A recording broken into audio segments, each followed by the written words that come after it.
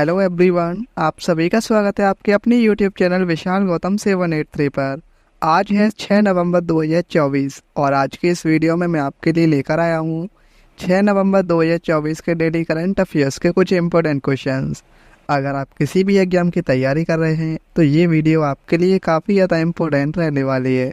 अगर आप इस चैनल पर पहली बार आए हैं तो चैनल को सब्सक्राइब कर लीजिए और साथ ही बेल आइकन को भी ऑल पर प्रेस कर लीजिए, ताकि जब भी मैं कोई नई वीडियो अपलोड करूं तो सबसे पहले आप उस वीडियो को देख पाएँ। और आज की इस वीडियो की PDF फाइल आपको हमारे टेलीग्राम चैनल पर मिल जाएगी और टेलीग्राम चैनल का लिंक आपको इस वीडियो के डिस्क्रिप्शन में मिल जाएगा, तो आप वहां से इस टेलीग्राम चैनल को ज्वाइन कर सकते हैं। तो चलिए चलते हैं आज के अपने टॉपिक की ओर। कल की वीडियो में हमने जाना था किस राज्य में बने दुनिया के सबसे बड़े फ्लोटिंग सोलर प्लांट से सप्लाई शुरू हो गई है। मध्य प्रदेश में। हाल ही में राष्ट्रीय एकता दिवस कब मनाया गया है? 31 अक्टूबर को। कौन सा प्राणी उद्यान भारत का पहला भारतीय हरित भवन परिषद यानी IGBC प्रमाणन प्राप्त करने वाला पहला प्राणी उद्यान बनेगा? दुर्गेश अरण्य प्राणी उद्यान। अंतर्राष्ट्रीय क्रिकेट परिषद भ्रष्टाचार निरोधक इकाई के नए अध्यक्ष कौन बने हैं? सुमति धर्मवर्धने। मत्स्य पालन, पशुपालन और डेयरी मंत्रालय ने पशु स्वास्थ्य सुरक्षा को मजबूत करने के लिए कितने मिलियन डॉलर की महामारी निधि परियोजना की शुरुआत की है? सही आंसर है 25 मिलियन डॉलर। राष्ट्रीय आपदा प्रबंधन प्राधिकरण का 20वां स्थापना दिवस कब मनाया गया है? सही आंसर है 28 अक्टूबर को। भारत के सभी समय के टेस्ट विकेट लेने वाले में रविंद्र जडेजा किस स्थान पर पहुंच गए हैं? 5वें स्थान पर। नवंबर 2024 में गंगा उत्सव 2024 कहाँ मनाया जाएगा? हरिद्वार में। किस देश ने इंटरकॉन्टिनेंटल बैलिस्टिक मिसाइल हवासोंग 19 का सफल परीक्षण किया है? उत्तर कोरिया। केंद्रीय मंत्री पीयूष गोयल ने किस देश में one district one product wall का उद्घाटन किया है? सऊदी अरब के रियाद में। 29 अक्टूबर 2024 को धनतेरस के अवसर पर RBI ने बैंक ऑफ इंग्लैंड से भारत के सुरक्षित भंडारण स्थलों में कितने टन सोना मंगवाया है? 102 टन। अक्टूबर 2024 में किस केंद्रीय मंत्री ने अदिति 3.0 और डेस्क 13 को लॉन्च किया है? राजनाथ सिंह ने। अब हमारा आज का पहला क्वेश्चन है, बांग्लादेश ने किस देश को हराकर SAFF महिला चैंपियनशिप 2024 का खिताब जीत लिया है? सही आंसर इस क्वेश्चन का ऑप्शन बी, नेपाल। बांग्लादेश ने नेपाल को 2-1 से हराकर अपना दूसरा दक्षिण एशियाई फुटबॉल महासंघ महिला चैंपियनशिप 2024 का खिताब जीत लिया है। संस्करण था इसका 7वां। फाइनल मैच काठमांडू के दशरथ स्टेडियम में हुआ था। नेपाल टूर्नामेंट में प्रथम उपविजेता बना है और नेपाल के प्रधानमंत्री KP शर्मा ओली ने नेपाली महिला फुटबॉल टीम को उनके प्रदर्शन के लिए नगद पुरस्कार की घोषणा की है। बात करें अब दक्षिण एशियाई फुटबॉल महासंघ, इसकी स्थापना 1997 में हुई थी। मुख्यालय इसका बांग्लादेश ढाका में है और अध्यक्ष हैं काजी सलाहुद्दीन। गृह मंत्री अमित शाह ने जनगणना भवन में किसकी प्रतिमा का अनावरण किया गया है? सही आंसर है ऑप्शन सी, सरदार वल्लभ भाई पटेल। केंद्रीय गृह एवं सहकारिता मंत्री श्री अमित शाह ने नई दिल्ली स्थित जनगणना भवन में सरदार वल्लभ भाई पटेल की प्रतिमा का अनावरण किया है।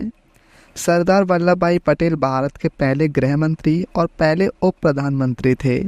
इनका जन्म 31 अक्टूबर 1875 को हुआ था।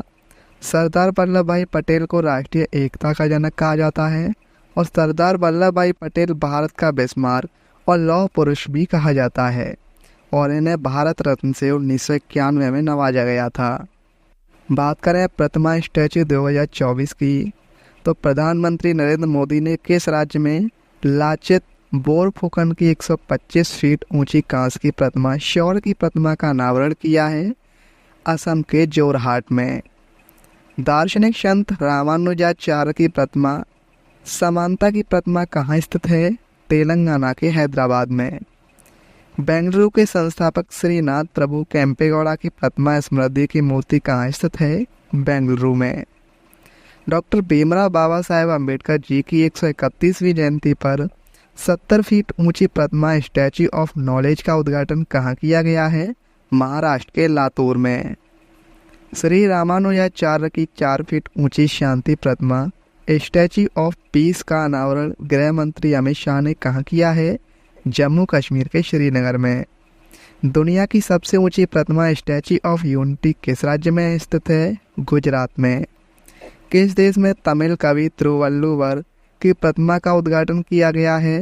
फ्रांस में। किस राज्य में 108 फीट ऊंची आदि शंकराचार्य की प्रतिमा स्टैच्यू ऑफ वननेस का अनावरण कहाँ किया गया है? सही आंसर है मध्य प्रदेश के ओंकारेश्वर में। G20 शिखर सम्मेलन स्थल पर विश्व की सबसे ऊंची नटराज प्रतिमा कहाँ स्थापित की गई है? नई दिल्ली के भारत मंडपम में। रक्षा मंत्री राजनाथ सिंह ने किस राज्य में भारत के पहले चीफ ऑफ डिफेंस स्टाफ यानी CDS दिवंगत बिपिन रावत की प्रतिमा का अनावरण किया है? उत्तराखंड के देहरादून में।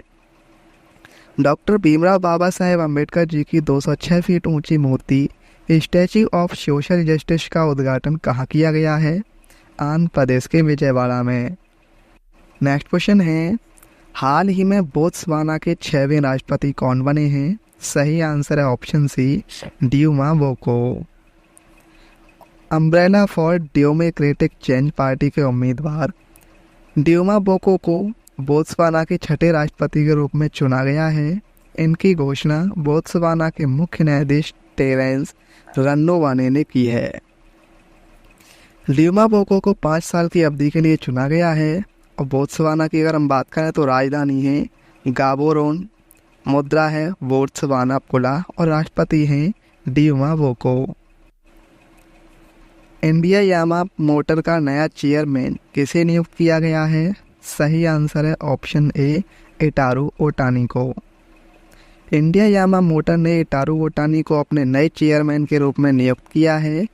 इटारू ओटानी को यामा मोटर कंपनी में 3 दशकों से अधिक का अनुभव है। उन्होंने ऑस्ट्रेलिया, ब्राज़ील तथा जापान सहित वैश्विक बाजारों में प्रमुख नेतृत्व की भूमिका निभाई है। इंडिया यामा मोटर की स्थापना 1955 में हुई थी और मुख्यालय इसका गुरुग्राम हरियाणा में है। किस देश ने 16वें UN जैव विविधता सम्मेलन में अपनी अद्यतन राष्ट्रीय जैव विविधता रणनीति और कार्य योजना का अनावरण किया है? सही आंसर है ऑप्शन ए, भारत ने। भारत ने कोलंबिया के काली में आयोजित 16वें UN जैव विविधता सम्मेलन के दौरान अपनी अद्यतन राष्ट्रीय जैव विविधता रणनीति और कार्य योजना का अनावरण किया है। इस योजना में 2030 तक अपने स्थलीय, आंतरिक जल और तटीय समुद्री क्षेत्रों का कम से कम 30% संरक्षण करने की प्रतिबद्धता जताई गई है। अद्यतन NBSAP में 23 राष्ट्रीय लक्ष्य शामिल हैं जो 23 वैश्विक लक्ष्यों के समान हैं। यह भारत की जैव विविधता के संरक्षण की प्रतिबद्धता को दर्शाता है, जिसमें केवल 2.4% वैश्विक भूमि क्षेत्र में 7 से 8% विश्व की प्रजातियां शामिल हैं। अंतर्राष्ट्रीय श्रम संगठन की 352वीं कार्यकारी समिति बैठक कहाँ आयोजित की गई है? सही आंसर है ऑप्शन ए, जिनेवा में। अंतर्राष्ट्रीय श्रम संगठन यानी ILO की 352वीं कार्यकारी समिति बैठक का आयोजन जिनेवा में किया गया है। यह महत्वपूर्ण बैठक 28 अक्टूबर से शुरू होकर 7 नवंबर तक चलेगी, जिसमें सदस्य देशों के प्रतिनिधि वैश्विक स्तर पर श्रमिक मुद्दों और कार्य स्थितियों में सुधार के लिए रणनीतियों पर चर्चा करेंगे। अंतर्राष्ट्रीय श्रम संगठन की अगर हम बात करें तो इसकी स्थापना 1919 में हुई थी। मुख्यालय जिनेवा स्विट्जरलैंड में है। महानिदेशक हैं गिलबर्ट F. होंगबो। संयुक्त राष्ट्र UN की एक विशेष एजेंसी है जिसका उद्देश्य दुनिया भर में श्रम स्थितियों और जीवन स्तर में सुधार करना है। वैश्विक AI तैयारी सूचकांक के अग्रणी देशों की सूची में भारत का स्थान क्या है? सही आंसर है ऑप्शन ए, 72वां। अंतर्राष्ट्रीय मुद्रा कोष ने कृत्रिम बुद्धिमत्ता तैयारी सूचकांक जारी किया है, जो AI तैयारी हेतु वैश्विक स्तर पर 174 अर्थव्यवस्थाओं को ट्रैक करता है। शीर्ष 3 देशों की अगर हम बात करें तो पहले पर है सिंगापुर, दूसरे पर डेनमार्क और तीसरे पर है संयुक्त राज्य अमेरिका। भारत 174 देशों में 72वें स्थान पर है और सबसे नीचे है दक्षिणी सूडान। कोल इंडिया लिमिटेड ने अपना 50वां स्थापना दिवस कब मनाया है? सही आंसर है ऑप्शन सी, 1 नवंबर को। कोल इंडिया लिमिटेड ने 1 नवंबर को अपना 50वां स्थापना दिवस मनाया है। इस दिन की शुरुआत कोयला शहीद स्मारक पर श्रद्धांजलि अर्पित करने के साथ हुई थी, जहां CIL के चेयरमैन PM प्रसाद ने कार्यात्मक निदेशकों और मुख्य सतर्कता अधिकारी के साथ मिलकर दशकों से कोयला उद्योग के श्रमिकों के योगदान और बलिदान को समर्पित किया था। कोल इंडिया लिमिटेड की स्थापना नवंबर 1975 में हुई थी। मुख्यालय इसका कोलकाता में और अध्यक्ष और प्रबंध निदेशक हैं प्रमोद मोहन प्रसाद। किस राज्य सरकार ने राज्य आपदा मोचन निधि के माध्यम से हीट वेव को राज्य विशिष्ट आपदा के रूप में वर्गीकृत किया है? सही आंसर है ऑप्शन ए, तमिलनाडु। तमिलनाडु सरकार ने राज्य आपदा मोचन निधि के माध्यम से आपदा प्रभावित आबादी को राहत प्रदान करने के लिए हीट वेव को राज्य विशिष्ट आपदा के रूप में वर्गीकृत किया है। यह घोषणा अप्रैल और मई 2024 के दौरान पड़ने वाली अत्यधिक गर्मी के मद्देनज़र की गई है, जब कई क्षेत्रों में तापमान 40 डिग्री सेल्सियस से अधिक हो गया था, जिसने सार्वजनिक स्वास्थ्य पर गंभीर प्रभाव पड़ा था। मैदानी क्षेत्र में हीट वेव तक घोषित की जाती है जब दिन का अधिकतम तापमान 40 डिग्री सेल्सियस या इससे अधिक हो जाता है। हाल ही में तिहार त्योहार किस देश में मनाया गया है? सही आंसर है ऑप्शन सी, नेपाल में। त्योहार एक आध्यात्मिक और सांस्कृतिक हिंदी त्योहार है जो रोशनी का उत्सव मनाता है और 5 दिन तक चलता है। इसे मुख्य रूप से नेपाल में मनाया जाता है। त्योहार के तीसरे दिन पारंपरिक रूप से लक्ष्मी पूजा की जाती है, जिसमें धन की देवी की पूजा होती है। किस राज्य के मुख्यमंत्री चंद्रबाबू नायडू ने दीपम 2.0 योजना को लॉन्च किया है? सही आंसर है ऑप्शन बी, आंध्र प्रदेश। आंध्र प्रदेश के मुख्यमंत्री चंद्रबाबू नायडू ने श्रीकाकुलम जिले के एदुपुरम में सुपर 6 प्रोमिसेस पहल के तहत दीपम योजना के दूसरे चरण की शुरुआत की है। इसके तहत पात्र परिवारों को मुफ्त गैस सिलेंडर दिए जाते हैं, जिसका उद्देश्य उनके जीवन की गुणवत्ता में सुधार करना है। आंध्र प्रदेश की राजधानी अमरावती है। राज्यपाल हैं एस अब्दुल नजीर और मुख्यमंत्री हैं एन चंद्रबाबू नायडू। प्रथम एशियाई बौद्ध शिखर सम्मेलन का आयोजन कहाँ किया जाएगा? सही आंसर है ऑप्शन ए, नई दिल्ली में। राष्ट्रीय राजधानी नई दिल्ली में 5 और 6 नवंबर को पहला एशियाई बौद्ध शिखर सम्मेलन का आयोजन किया जाएगा। सम्मेलन का आयोजन भारत सरकार के संस्कृति मंत्रालय, अंतर्राष्ट्रीय बौद्ध परिसंघ के सहयोग से किया जा रहा है। इस शिखर सम्मेलन का विषय एशिया को सुदृढ़ बनाने में बौद्ध धर्म की भूमिका है और राष्ट्रपति द्रौपदी मुर्मू इस कार्यक्रम में मुख्य अतिथि के रूप में शामिल होंगी। स्टैटिक जीके को देखें। डॉक्टर भीमराव अंबेडकर जी द्वारा प्रारंभ किया गया सत्याग्रह कौन सा था? महान सत्याग्रह। सोमनाथ बनर्जी और आनंद मोहन बोस ने इंडियन एसोसिएशन की स्थापना किस वर्ष की थी? 1876 में। एनी बेसेंट ने होम रूल लीग की स्थापना किस वर्ष की थी? 1916 में। चक्रवर्ती राजगोपालाचारी ने स्वतंत्र पार्टी की स्थापना किस वर्ष की थी? 1959 में। चित्तरंजन दास और मोतीलाल नेहरू ने चुनाव लड़ने के लिए स्वराज पार्टी की स्थापना किस वर्ष की थी? 1923 में। रविंद्रनाथ टैगोर ने अपनी नाइटहुड की उपाधि कब त्याग दी थी? जलियांवाला बाग हत्याकांड के बाद। विनोबा भावे ने भूदान आंदोलन की शुरुआत कहाँ से की थी? पोचमपल्ली गांव, तेलंगाना से। 1934 में कांग्रेस सोशलिस्ट पार्टी की स्थापना किसके द्वारा की गई थी? जयप्रकाश नारायण द्वारा।